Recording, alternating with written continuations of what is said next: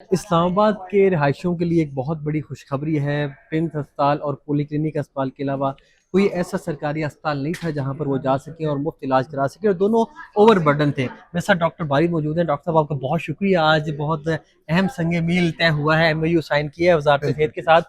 یہ بتائیے دونوں ہسپتال عوام کی خدمت میں کس طرح سے مشغول رہیں گے؟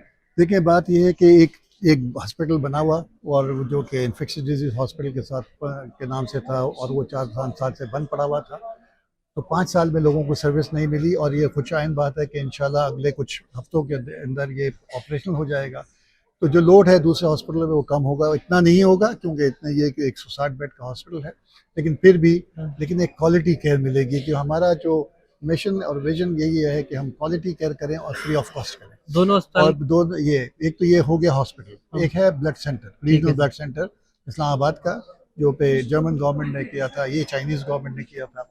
وہ جو ہاسپٹل ہے، وہ جو بلڈ بینک ہے، وہ بھی ایسے بند پڑا ہوتا ہے، اس کے بھی کچھ ایک پورا سیٹ اپ ہے جس میں ہونا تھا، تو وہ اس کی وجہ سے اب وہ بھی شروع ہو جائے گا انشاءاللہ، تو لوگوں کو یہاں پر صحت مند صاف خون ملے گا، اور آنکھ بند کر کے وہ یہ بلڈ یہاں سے لے سکیں گے، نہ ان کو کوئی فکر ہوگی کہ ان کو یہ ہیپاٹائٹس لگ جائے، یا ان کو یہ فکر ہو کہ ان کو HIV لگ گیا ہے۔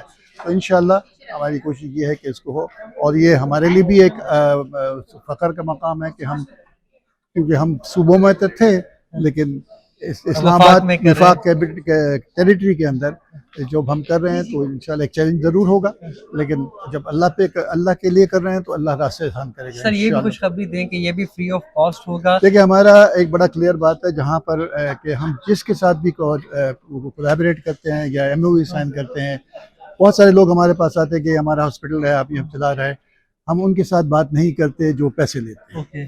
ہمارا کام یہ، ہمارے کسی بھی جو سیٹ اپ، چاہے پرائمری کیئر ہے، چاہے ٹرشری کیئر ہے، چاہے سیکنڈری کیئر ہے، وہاں کوئی کیش کاؤنٹر نہیں ہوتا، ٹھیک ہے نا؟ کیش کاؤنٹر ہی نہیں ہوتا ہے تو پیسے کیسے؟ اور آگے جا کے ہیلتھ کارڈ بھی اس پہ لاگو ہوگا؟ ہیلتھ کارڈ تو ڈیفینیٹلی، کیونکہ ہم مریض سے پیسے نہیں لیتے، کیونکہ وہ ضرورت مند ہے۔ گورنمنٹ نے ایک سہولت دی بھی ہے کہ وہ کارڈ سے اس کی پیمنٹ کر سکتی ہے، تو وہ تو پھر کیونکہ گورنمنٹ کا ہی فنڈ ہے، وہ اس کے تھرو دے یا ہم کو اپنے ایکسکیچر سے دے، وہ اس کا کام ہے۔ بہت شکریہ ڈاکٹر صاحب۔